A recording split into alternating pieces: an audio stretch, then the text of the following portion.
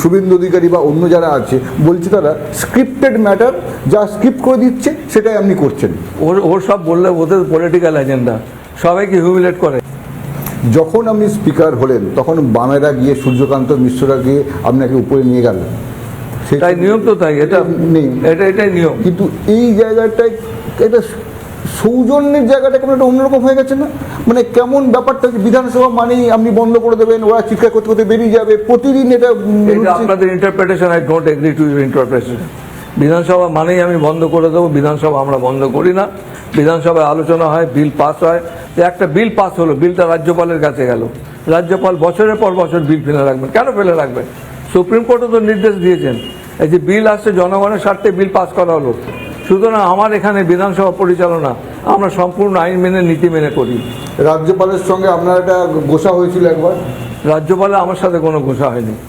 আপনি বলুন তো, বাই ইলেকশনে যদি নির্বাচিত হয়ে যায়, লোকসভার বাই ইলেকশন নির্বাচিত হয়ে এলো, কে শপথ বাক্য পাঠ করাবে? আপনি just give answer to that. আজকে যখন বিরোধী দল থেকে বা সরকার পক্ষ থেকে কোনো জায়গায় নির্বাচিত বাই ইলেকশনে, যে নির্বাচিত সদস্যকে কে শপথ বাক্য দেবে? স্পিকার। ইটস আওয়ার কনভেনশন, এটা হচ্ছে আমাদের কনস্টিটিউশনাল কনভেনশন। তো উনি কী করলেন, রাজ্যপাল, তিনি কার পরামর্শ গিয়ে তিনি স্পিকারকে বাদ দিয়ে অন্য একজন সাধারণ সদস্যকে বললেন উনি শপথ দেবেন।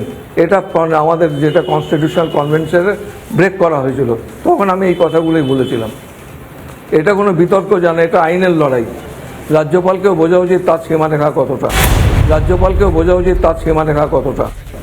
এই কথাটাই বলেছিল আরেক বন্দ্যোপাধ্যায়, বিজয় কুমার। আপনি তো বন্দ্যোপাধ্যায়, তিনিও আরেকজন স্পিকার ছিল বিজয় কুমার বন্দ্যোপাধ্যায়। তারপর থেকে একটা নতুন আইন তৈরি হলো, নতুন চিন্তাভাবনা শুরু হলো। স্পিকার তো পুরো উল্টোপাল্টা করে দিয়েছিল, ঘোষ সরকার তো ফেলে দিয়েছিল।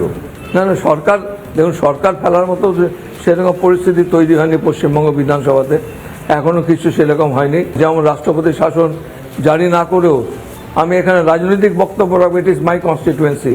মাননীয় মুখ্যমন্ত্রী একই কথা বলেছেন যে উনি এমন সমস্ত কাজ করছেন যেটা রাষ্ট্রপতি শাসন চালু করলেই করা যায়। পরোক্ষভাবে রাষ্ট্রপতি শাসনের আড়ালে রেখে উনি সেই সমস্ত ক্ষমতা প্রয়োগ করছেন। ইলেকশন কমিশন, আমাদের তো যেহেতু ইলেকশন, এখানে তো অঘোষিত না, ঘোষিত প্রেসিডেন্ট রুল করে দিয়েছে। লজ্জা লজ্জা লজ্জা! প্রেসিডেন্ট রুল করে মোদিজিকে ইলেকশন করতে হচ্ছে। বাংলার মানুষকে এত ভয়!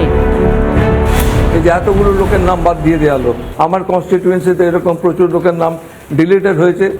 ওরা কি অন্ধ নাকি? কার নির্দেশে এগুলো হচ্ছে? আমি যদি বলি এটা কারোর নির্দেশে ওরা করছেন, এটা তো আমাদের যথেষ্ট, এটা আমার বলার মতো সঙ্গত কারণ রয়েছে। কারোর নির্দেশে তারা এই কাজটা করছেন, এটা করা উচিত না। আপনার সেই 2011 থেকে আপনি বিধানসভার স্পিকার। হ্যাঁ, ঠিকই, 3 বার হয়ে গেল। এর আগেও অনেক স্পিকার ছিল। এই স্পিকারদের মধ্যে যদি আপনাকে বলা হয় সাজাও 1, 2, 3, 4 করে, আপনাকে আমি কত নম্বরে রাখবো? এটা আমাদের যারা রয়েছেন বিধায়করা রয়েছেন তারা সাজাবেন। এবং আমি মনে করি জনগণ যারা আমাদের ভোট দেয়, নির্বাচনে দেখেই নেবেন। বারুইপুরে যে নির্বাচনে এখন পশ্চিমবঙ্গ বিধানসভায় বারুইপুর পশ্চিম থেকে আমি প্রতিদ্বন্দ্বিতা করছি, নির্বাচনের ফলই বলে দেবে কে কাকে কিভাবে সাজাবে।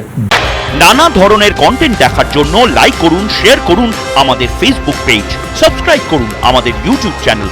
পাশাপাশি অন্যান্য ব্রেকিং নিউজের জন্য অবশ্যই চোখ রাখুন রিপাবলিক বাংলায়।